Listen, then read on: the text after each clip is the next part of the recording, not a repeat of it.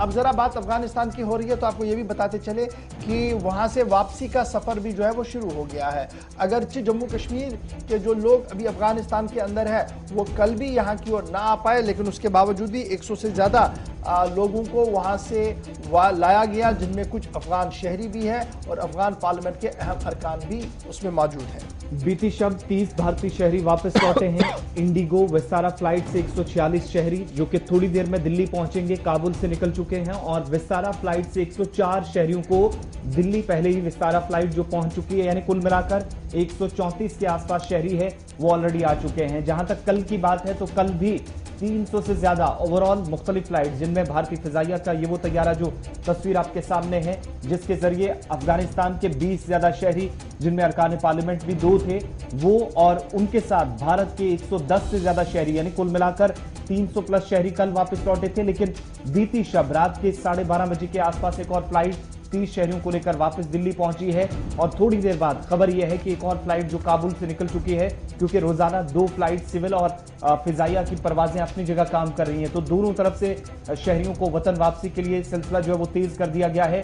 और मजीद 146 शहरी अब से थोड़ी देर बाद यानी 9 सवा 9 के आसपास नई दिल्ली पहुंच जाएंगे, जो काबुल से रवाना हो चुके हैं, जबकि मजीद 104 जो शहरी हैं वो ऑलरेडी विस्तारा फ्लाइट से दिल्ली पहुंच गए हैं। अब जो लोग दिल्ली आए हैं उनमें वो 24 अफगान सिख और हिंदू भी है जो पिछले कई दिनों से एयरपोर्ट के बाहर थे, और कल जब उन्होंने यहां दिल्ली के आते हिंडन एयरबेस पर मीडिया से बात की, उनमें 2 माइनॉरिटी एमपीज नरिंदर सिंह खालसा और अनकाली कौर जो है वो शामिल थी, और उन्होंने वो सारी चीज़ें, वो रुदात सारी बता दी कि अफगानिस्तान की मौजूदा सूरत हाल क्या है, अफगान एयरपोर्ट के बाहर हामिद करज़ई इंटरनेशनल एयरपोर्ट के बाद क्या कुछ सूरत हाल है, और किस तरीके से उनकी रसाई एयरपोर्ट तक हुई है, और वीआईपी दरवाजे से किस तरीके से उनको लाया गया है, ये सारी चीज़ें जो है वो बताई गई। तमाम उन्होंने शुक्रिया दफ्तर खारजा यानी वजारत खारजा भारत सरकार का किया और वज़ीर-ए-आज़म भारत का किया है, जिन्होंने दरवाजे भी खोल दिए और दिल को भी खोला है,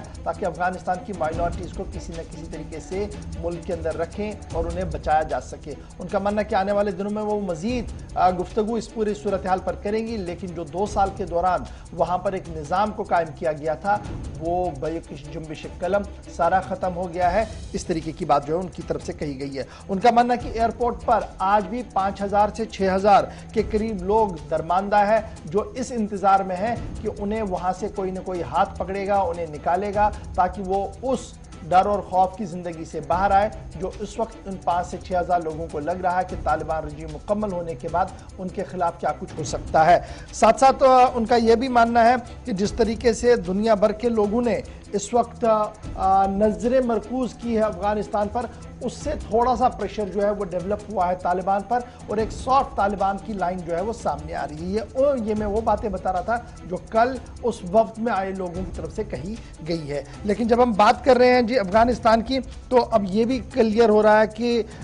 डिफेंस सेक्रेटरी जो अमेरिका के हैं उनका भी एक बयान आया है, और उनका मानना है कि अमेरिका अभी भी गहरी नज़र रखे हुए हैं जी अफगानिस्तान की सूरत हाल पर, और तब तक अफगानिस्तान के सभी सिक्योरिटी अमला वहां पर मौजूद रहेगा जब तक वो सारे लोग वहां से ना निकल जाएंगे जो वहां से हिजरत करना चाहते हैं। अमेरिका की तरफ से साफ कर दिया गया, और अमेरिका के स्टेट सेक्रेटरी डिफेंस की तरफ से भी ये साफ कर दिया गया है कि जो रिजर्व एयर फ्लीट है उसे भी अगर काम करना पड़ा तो वो भी काम करने के लिए जी तैयार।